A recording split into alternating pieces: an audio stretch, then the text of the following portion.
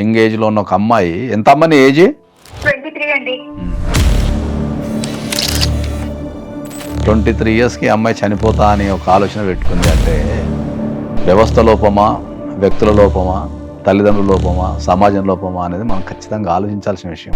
కానీ అమ్మాయిలే జాగ్రత్తగా ఉండాలి అంటే చాలా మంది ఫీల్ అవుతారు. ఎందుకు ఫీల్ అవుతారు?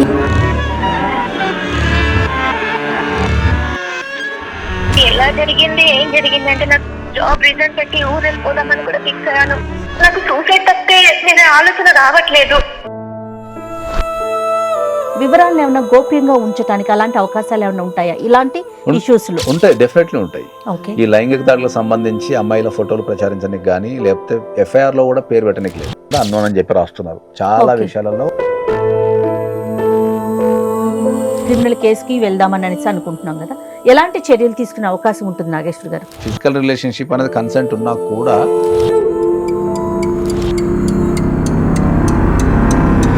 తీవ్రమైన నేరాలు ఇవి. ఓకే. కాబట్టి అది డెఫినెట్లీ అతనికి కూడా హాని. దమ్ముంటే అయ్యో నా చేతులు కాళ్ళు ఆడటం లేదండి, నాకేం అర్థం కావడం లేదు.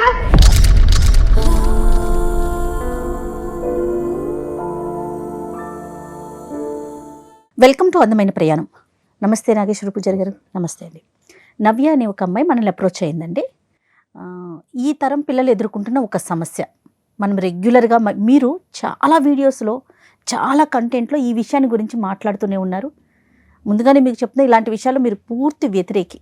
ఆ అమ్మాయి మనల్ని అలాంటి ఇష్యూకి సంబంధించి మన దాకా వచ్చిందండి. ఒకసారి మీతో మాట్లాడిస్తాను. తన సమస్య ఏంటో మనం ఆడియన్స్కి కూడా తెలిసేలాగా మాట్లాడదాం. తప్పకుండా.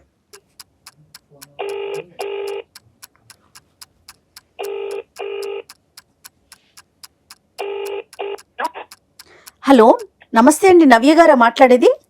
నమస్తే అండి, నవీన్ మాట్లాడుతున్నాను. ఎవరండి? నేను జయానండి, ఐడ్రీమ్ మీడియా నుంచి మాట్లాడుతున్నాను. నమస్తే అండి. ఎస్ నవ్య, మీరు అందమైన ప్రయాణం ఈ ప్రోగ్రామ్కి మెయిల్ చేశారు కదా? అవునండి. నాతో పాటు నాగేశ్వర్ పూజారి గారు ఉన్నారు. మీరు మీ సమస్య ఏదైతే ఉందో అది క్లియర్గా సార్కి చెప్పండి, దానికి సరైన సొల్యూషన్ సార్ మీకు చెప్తారు. అలాగే అండి, తప్పకుండా. రైట్, మాట్లాడండి. నమస్తే సార్. నమస్తే అమ్మా, గుడ్ మార్నింగ్. గుడ్ మార్నింగ్ అండి. చెప్పమ్మా. ముందు మీ గురించి చెప్పండి నవ్య. నేను బీటెక్ చదివానండి విజయవాడలో. అండ్ హైదరాబాద్ కి వచ్చి ఒక 1 year అవుతుంది. ఇక్కడ జాబ్ చేస్తున్నాను. జాబ్ చేస్తూ ఉంటే అంటే మా నాన్నగారికి ఇష్టం లేదు పంపించడం, కానీ మా అమ్మగారిని ఒప్పించి ఆవిడ మా నాన్నగారిని ఒప్పించి నన్ను ఇక్కడికి పంపించారు. అంటే నా కాళ్ళ మీద నిలబడాలి అన్న వస్తూ ఇక్కడికి వచ్చానండి. ఆ తర్వాత ఇక్కడ ఊరు అక్కడ కాబట్టి ఇక్కడ నాకు సిటీలో తెలిసిన వాళ్ళు కూడా ఎవరు లేరు, ఫ్రెండ్స్ కానీ ఎవరు లేరు. సో నేనేం చేశానంటే ఆఫీస్ లో కొలీగ్స్ ఉంటారు కదా, వాళ్ళకి ఇలా హాస్టల్ ఏదైనా ఉంటే చూడండి అని చెప్పి చెప్పానండి. సో వాళ్ళు so and so hostel suggest చేశారు. అది కోలివింగ్ హాస్టల్ అండి. వాళ్ళు అన్నారు బాగుంటుంది, కొంచెం థ్రిల్లింగ్ ఎంజాయ్ చేయొచ్చు.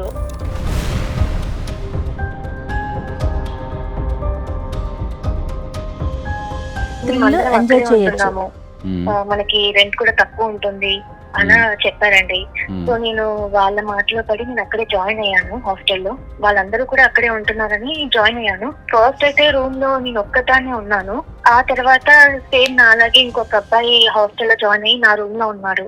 అంటే అది కోలివింగ్ హాస్టల్ కాబట్టి అబ్బాయి అమ్మాయి కలిసి ఉండడం అనేది అక్కడ కామన్ అంట. కొన్ని రోజుల తర్వాత ఇద్దరికి ఫిజికల్ గా అటాచ్ అయ్యాము.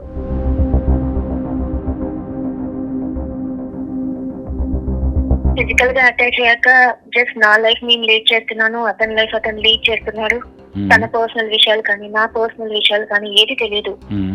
ఇప్పుడు మా నాన్న వాళ్ళు నాకు పెళ్లి సంబంధం చూసారు, ఖర్చుకి నాకు బాగవుతారు. ఇలా సంబంధం చూసి రమ్మన్నారు. నేను కూడా సంబంధానికి ఓకే చెప్పాను. ఇక్కడ హాస్టల్ ఏదైతే ఉందో ఆ రూమ్ లో ఆ పర్సన్ కి చెప్పేసి నేను వెకేట్ చేస్తున్నాను ఇలా అని చెప్పి ఊరు వెళ్దామన్న టైంలో అతను ఇప్పుడు బ్లాక్ మెయిల్ చేస్తున్నాడు. ఏమని? ఇలా మనం ఫిజికల్ గా అటాచ్ అయ్యాం కదా, ఈ ప్రూఫ్స్ అన్ని నా దగ్గర ఉన్నాయి, నువ్వు ఇక్కడే ఉండాలి, నువ్వు వేరే వాళ్ళని పెళ్లి చేసుకోకూడదు ఇలా అంటున్నాడు. అలాగని తను కూడా పెళ్లి చేసుకోవడానికి సిద్ధంగా లేడు. నిన్ను పెళ్లి చేసుకోవడానికి సిద్ధంగా లేడు. యాక్చువల్లీ మా మధ్య ఏంటంటే ఈ పెళ్లి లవ్ ఇలాంటిది ఏది లేదు. ఇప్పుడు ఈ పెళ్లికి ఓకే చెప్పాక ఇతను నన్ను బ్లాక్ మెయిల్ చేస్తున్నాడు, ఇక్కడే ఉండాలి, నేను ప్రూఫ్స్ అన్ని నా దగ్గర ఉన్నాయి, ఇలా మోసం ఇలా అందరికి చూపించి బయట పెడతాను అని చెప్తున్నాడు. నాకు ఏం చేయాలో కూడా తోచట్లేదు. నేను ఫ్రెండ్స్ ఎవరికి చెప్పుకోవాలన్నా కూడా నాకు ధైర్యం చాలట్లేదు. అందుకే ఇంకా నేను సూసైడ్ చేసుకుందాం అనుకున్నాను.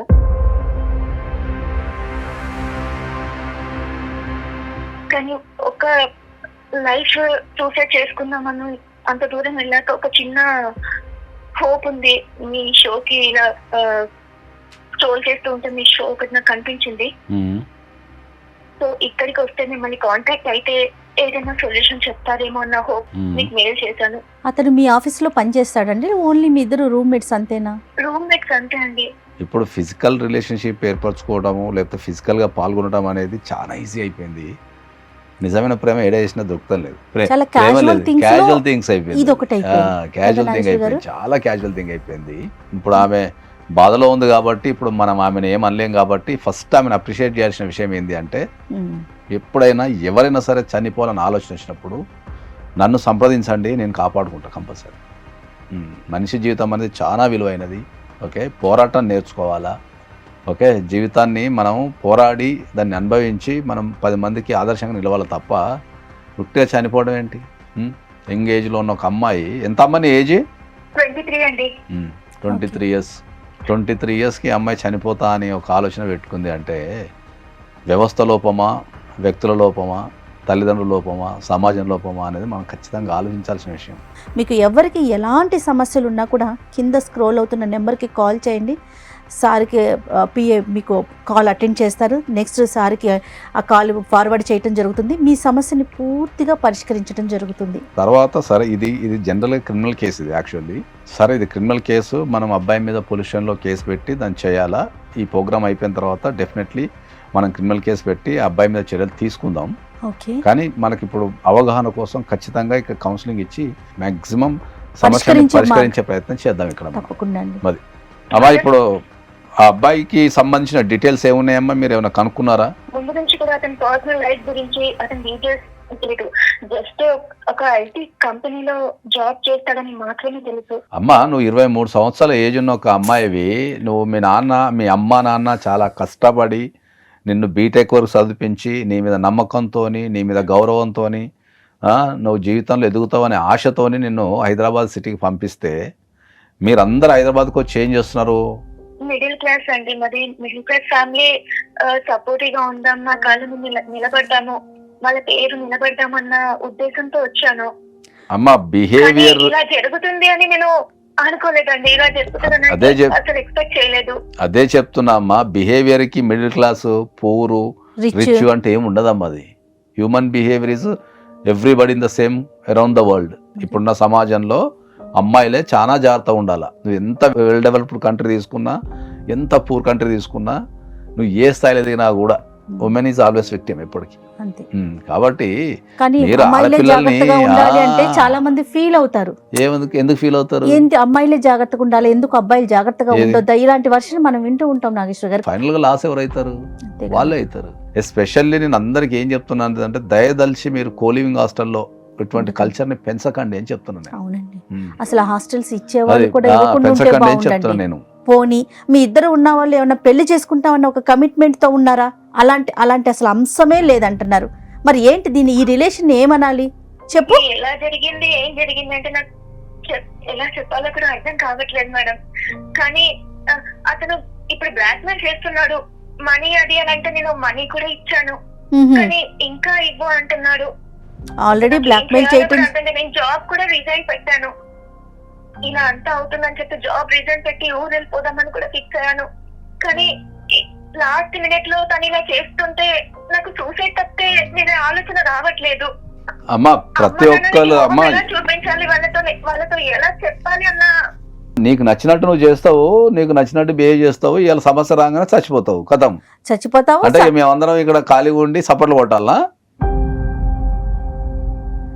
అమ్మ ఫస్ట్ నీ ఆలోచన అనేది మార్చుకో. ఫస్ట్ నీ బ్రెయిన్ల నుంచి చనిపోవాలనే విషయాన్ని తీసేయి. నీకు తెలుసో తెలియకో నువ్వున్న ఏజ్లో ఓకే, నీకున్న పరిస్థితులను బట్టి నువ్వు ఒక తప్పు చేయాల్సి వచ్చింది, దాన్ని సరిదిద్దుకోవడానికి ప్రయత్నించు తప్ప మాట్లాడితే చచ్చిపోతా అంటే ఏందమ్మా? పోరాటం నేర్చుకో. ఇప్పుడు అమ్మ నాన్నకి విషయం తెలిస్తే ఎలా రియాక్ట్ అవుతారో అన్న ఆ థాట్ నాకు రావట్లేదు. ఎప్పుడు కూడా తల్లిదండ్రులు పిల్లలకు హాని చేయరమ్మా, ఇది ప్రపంచ సూత్రం. ఇది వాళ్ళు బాధపడతారేమో, వాళ్ళు బాధపడతారు, కొద్దిగా ఆవేశపడతారు, అరే ఇట్లా జరిగిందా అని ఆవేశపడతారు తప్ప ఎప్పుడు కూడా ద ఎండ్ రిజల్ట్ ఆల్వేస్ పిల్లల ఫేవర్లోనే ఉంటుంది. వాళ్ళు ఎన్నో త్యాగాలు చేసి పిల్లల్ని పెంచుతారు కాబట్టి వాళ్ళకి ఆ విలువ తెలుసు. ఒక్కొక్కరు రియాక్ట్ అయ్యే విధానం తేడా ఉంటుంది అంతే. కాబట్టి దాన్ని మీరు అర్థం చేసుకోండి. నాన్నగారు చాలా స్ట్రిక్ట్ గా ఉంటారు. చిన్నప్పటి నుంచి అయినా సరే ఒక సినిమాకి గానీ అలా ఫ్రెండ్స్ తో బయటికి గానీ అలా కూడా పంపించేవారు కాదు. మా అమ్మ ఒప్పిస్తే పంపించారు. ఇప్పుడు ఆయనకు తెలిస్తే ఎలా ఏం చేస్తారన్న భయం కూడా ఉంది. మరి నువ్వు అంత జాగ్రత్తగా ఉండాలి కదా. ఇప్పుడున్న టెక్నాలజీకి ఎంత మంది వీడియోలు తీసుకుంటున్నారు, ప్రతిదీ వీడియోలు తీస్తున్నారు, కెమెరాలు పెడుతున్నారు, బ్లాక్ మెయిల్ చేస్తున్నారు, వాయిస్ రికార్డులు చేస్తున్నారు, ప్రతిదీ ఒక సాక్ష్యం కింద క్రియేట్ చేసుకొని పెట్టుకుంటున్నారు. ఓకే, తేడా వచ్చినప్పుడు అటు వాడేస్తున్నారు. నేను నిజంగా చెప్తున్నా కదా, మీ తల్లిదండ్రుల మీద కనుక నిజమైన ప్రేమ ఉంటే ఎవ్వరు కూడా కోలివింగ్ హాస్టల్ ఉండరు. ఎందుకు చెప్తాను ఇనమ్మా, ఎందుకు చెప్తాను, దమ్ము ఉంటే ఈ కోలివింగ్ హాస్టల్లో ఉండే ఏ అమ్మాయి అయినా అబ్బాయి అయినా వాళ్ళ ఇంటికి ఫోన్ చేసి నేను కోలివింగ్ హాస్టల్లో ఉంటున్నాను పర్మిషన్ తీసుకొని ఉండమనండి, అప్పుడు నేను యాక్సెప్ట్ చేస్తాను. ఇప్పుడు ఏం చేద్దాం? కోలివింగ్ హాస్టల్లో ఉన్న వ్యక్తిని మేము చూసుకుంటాం, కానీ నీ భయం వల్ల ఏంటంటే నాకు తెలిసి ఇంట్లో ఏమంటారనే భయంతోనే చచ్చిపోతాం అనుకుంటున్నావు. కాబట్టి నువ్వు ఖచ్చితంగా ఏం చేయంటే ఏంటంటే మీ అమ్మగారి నెంబర్ ఇవ్వండి, ఒకసారి మీ అమ్మగారితో మాట్లాడి నీకు కలిపి మిమ్మల్ని ఇద్దరిని కౌన్సిలింగ్ చేసి మిమ్మల్ని ఇద్దరిని నీ కుటుంబాన్ని కలిపే బాధ్యత మేము తీసుకుంటాము. దాని తర్వాత నెక్స్ట్ లెవెల్లో ఆయన పని పడదాం. అప్పుడు ఎవరైతే నేను బెదిరిస్తున్నారో ఆ పని పడదాం. మా అమ్మగారికి చెప్పాలంటే నాకు ధైర్యం చాలట్లేదు. నేను చెప్పలేను. నేను చెప్పి మీ అమ్మగారిని ఒప్పించే బాధ్యత నాది. నిన్ను మీ కుటుంబంలో మళ్ళీ నీకు ఒక గౌరవప్రదమైన పొజిషన్ ఇచ్చే బాధ్యత నాది. కాబట్టి నువ్వు దాని గురించి ఏం టెన్షన్ పడకు, ఆ బాధ్యత నేను తీసుకుంటా. నాకు మీ అమ్మగారి నెంబర్ ఇవ్వు, నేను మాట్లాడి మళ్ళీ మీ ఇద్దరిని కలుపుతాను నేను. ఓకే అమ్మా, థ్యాంక్ యూ.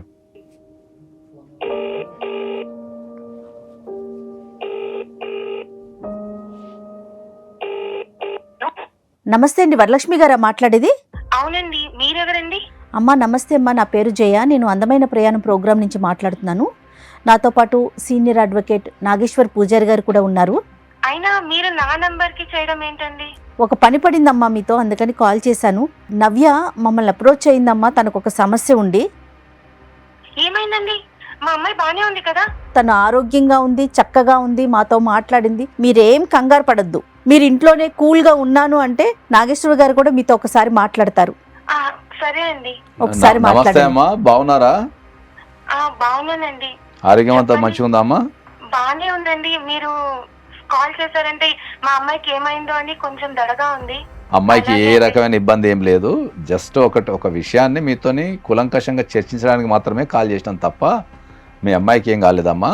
నిన్న కూడా మాట్లాడానండి, అమ్మాయి సమస్య కానీ వేటి గురించి చెప్పలేదే. మీరేం పెద్దగా ఇప్పుడు ఏం గాబరా పడకండి, టెన్షన్ పడకండి. ఫస్ట్ నేను చెప్పేది చాలా జాగ్రత్తగా వినండి. ఫస్ట్ వాళ్ళ నాన్నగారు ఏమొద్దమ్మా, ఫస్ట్ మీరు వినండి. ఇంక దాని తర్వాత వాళ్ళ నాన్నగారు ఎట్లా ఇన్వాల్వ్మెంట్ చేద్దాం దాన్ని, ఫస్ట్ మీరు వినండి కొద్దిగా. నవ్య ఉంది అమ్మా, అమ్మతో మాట్లాడు ఒక్కసారి. నవ్య, ఎలా ఉన్నావు అమ్మా? నీకేం కాలేదుగా? అమ్మ నీకెలా చెప్పాలో నాకు అర్థం కావట్లేదమ్మా. ఏనా ఏమైంది?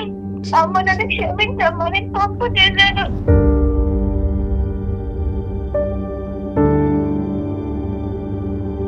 ఏం తప్పు చేసావురా? ఏం తప్పు చేసావు? అమ్మ నీకు ఎలా చెప్పాలో కూడా నాకు అర్థం కావట్లేదమ్మా. వరలక్ష్మి గారు, ఎవరికైనా పోగొట్టుకున్నావా? ఏం లేదండి, ఒకసారి మాట్లాడతారు. వరలక్ష్మి గారు చెప్పండి సార్. ఏం లేదమ్మా, మీరు మీ అమ్మాయిని మీరు జాబ్ కోసం అని విజయవాడ నుంచి మీరు హైదరాబాద్కి పంపించారు. అవునండి. మీ అమ్మాయి హైదరాబాద్లో ఏం చేస్తుంది అనేదాన్ని మీరు వెరిఫికేషన్ చేసుకోకుండా మీ అమ్మాయి ఏం చేసిందంటే ఈ హాస్టల్లో, లేడీస్ హాస్టల్లో ఉండాల్సిన బదులు ఏం చేసిందంటే కోలివింగ్ హాస్టల్స్ అని ఈ సమాజానికి ఒక దరిద్రంగా తయారైన ఒక విషయం అది. కోలివింగ్ హాస్టల్ అమ్మాయి అబ్బాయి కలిసి ఒకటే రూమ్ లో ఉండటాన్ని కోలివింగ్ హాస్టల్స్ అంటారు హైదరాబాద్ లో. మేము వచ్చి చూసామండి హాస్టల్ కి. ఎప్పుడు మంచి భోజనం కూడా ఉంది. అమ్మాయి పిలిచింది, ఏ హాస్టల్ చూపించింది, రూమ్ చూపించింది. మీ అమ్మాయి మీకు ఏ హాస్టల్ చూపించి ఏ హాస్టల్లో ఉంటుందో చాలా మందికి తెలియదమ్మా.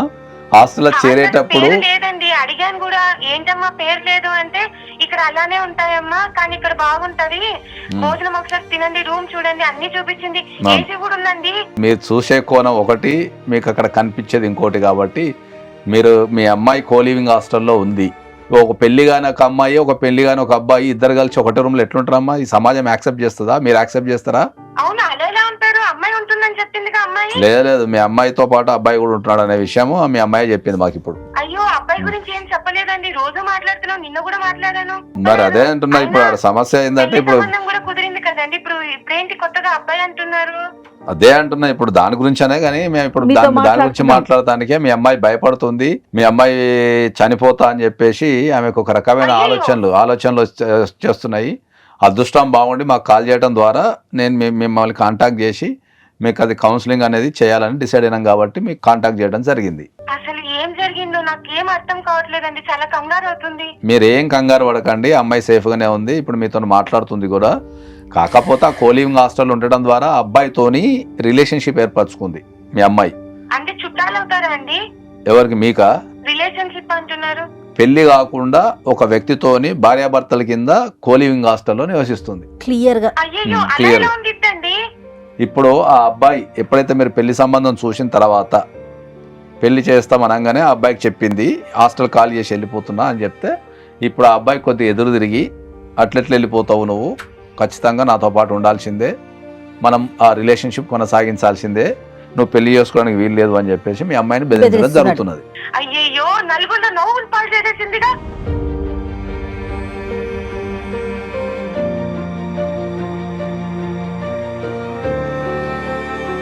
అయ్యో, వీళ్ళ నాన్నగారికి తెలిస్తే ఏమంటారో ఏమో.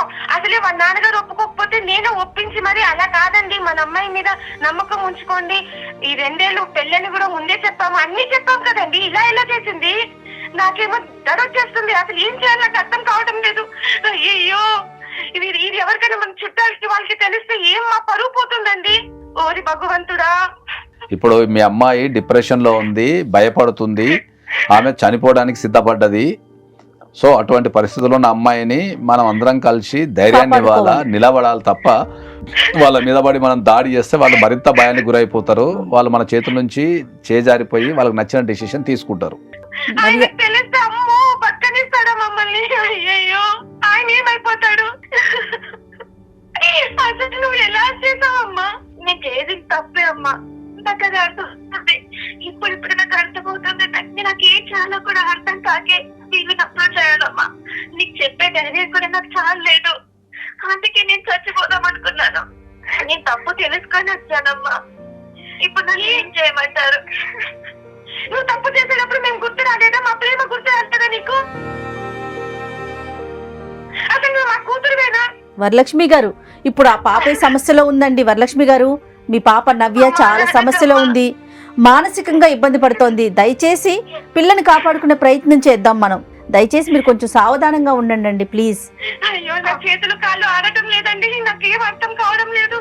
మీరు టెన్షన్ పడాల్సిన అవసరం ఏం లేదు వరలక్ష్మి గారు. ఇలాంటి పనులు చేయను. అయ్యో, మీరు ఇలా భయపడతారనే ఆ పాప నవ్య చెప్పటానికి ఇబ్బంది పడింది ఇన్ని రోజులు కూడా. మీరు కొంచెం సావధానంగా విన్నారనుకోండి, సమస్యకి పరిష్కారం దొరుకుతుంది. భయపెట్టడం ద్వారానో ఇంకోటి చేయడం ద్వారానో వాళ్ళు మరింత బెంబేలెత్తిపోతారు. ఓకే, వాళ్ళందరూ చాలా మంది పిల్లలు వాళ్ళ తల్లిదండ్రులకు చెప్పుకోకపోవడానికి కారణం ఏంటి అంటే, తల్లిదండ్రులు ఎట్లా రియాక్ట్ అవుతారో, వాళ్ళు అర్థం చేసుకోరో అని భయంతో చాలా మంది ఆత్మహత్యలు చేసుకుంటున్నారు. అవునండి. కాబట్టి ఫస్ట్ మనకు పిల్లలు ఎప్పుడైనా తప్పు చేసినా, వాళ్ళు తెలియకో తప్పు చేసినప్పుడు ఫస్ట్ వాళ్ళని కాపాడండి.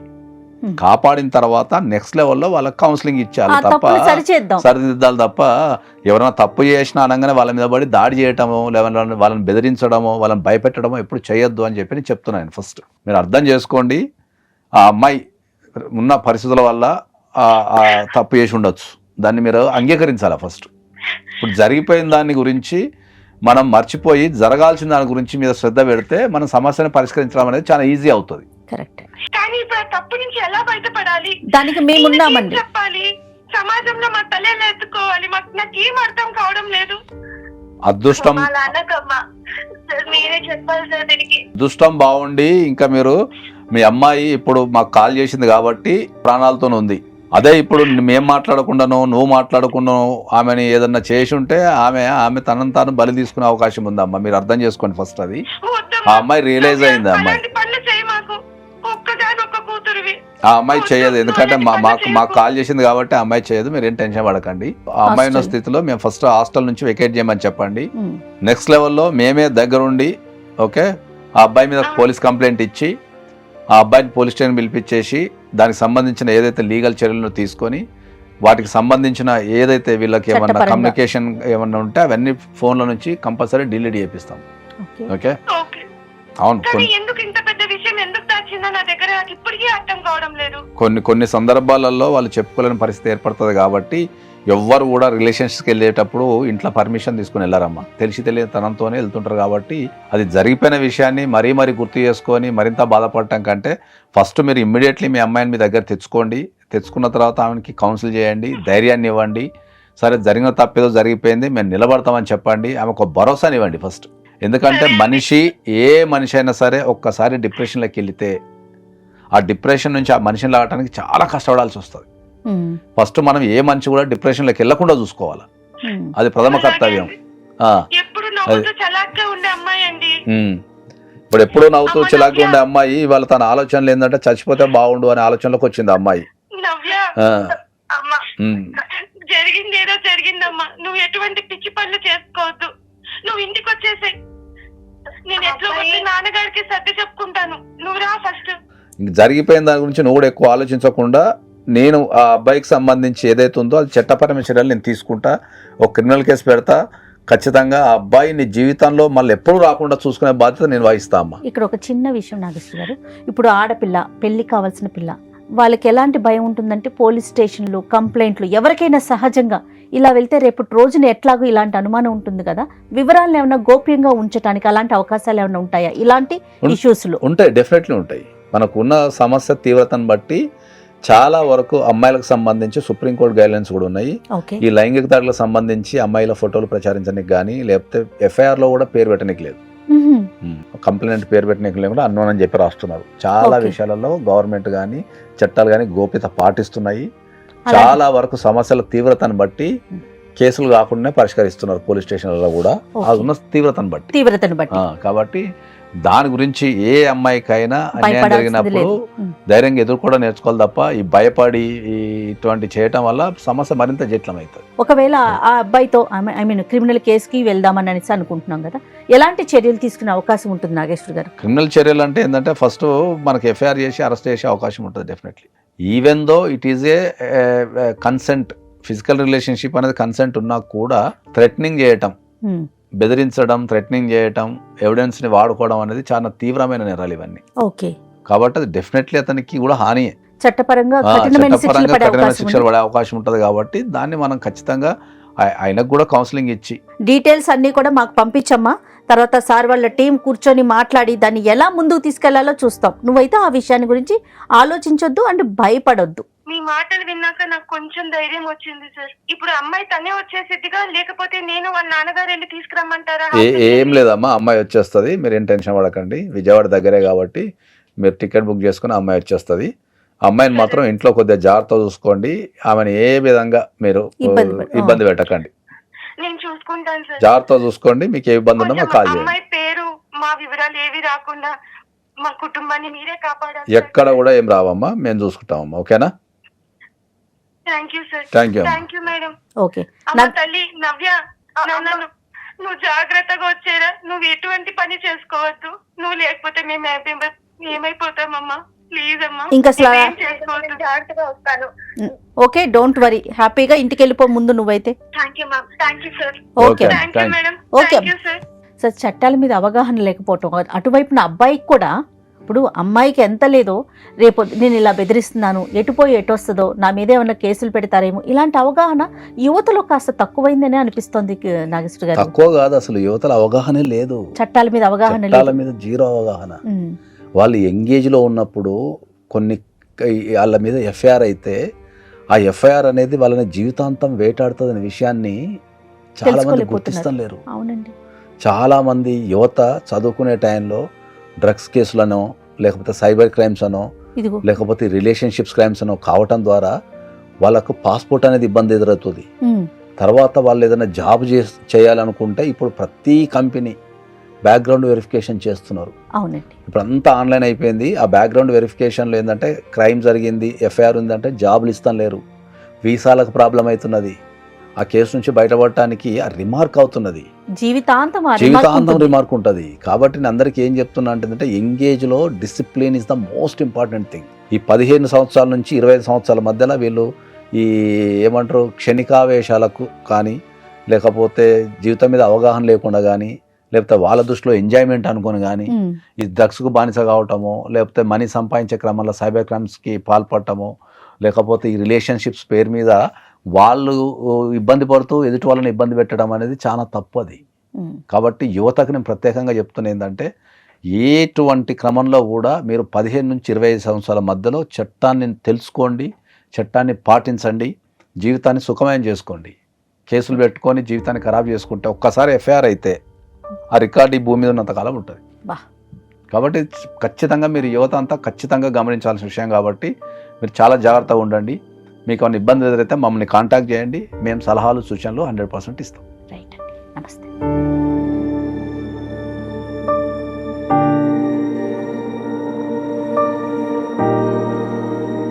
And for more videos, Please subscribe to iDream. Please subscribe to iDream. Please subscribe iDream. And please subscribe to iDream. For more videos, subscribe to iDream. please like, share and subscribe to the channel. Congratulations, iDream. Subscribe to iDream. Subscribe to iDream. So subscribe to iDream Media. iDream ki iDream team andarki huge congratulations. Please subscribe iDream Media. Please subscribe to iDream. Subscribe iDream. Please subscribe to iDream. iDream అంటే నా కళల ఛానల్ను subscribe చేసుకున్న నోరు తిరుగుతలేదు, మీరైతే గంట గుర్తు కొట్టండి. For more such videos, please subscribe to iDream. Subscribe to iDream. Please subscribe to iDream. Please subscribe iDream Media. Please do subscribe to iDream. Please subscribe to iDream Media. For best entertainment and information, please subscribe iDream. And don't forget to subscribe to iDream.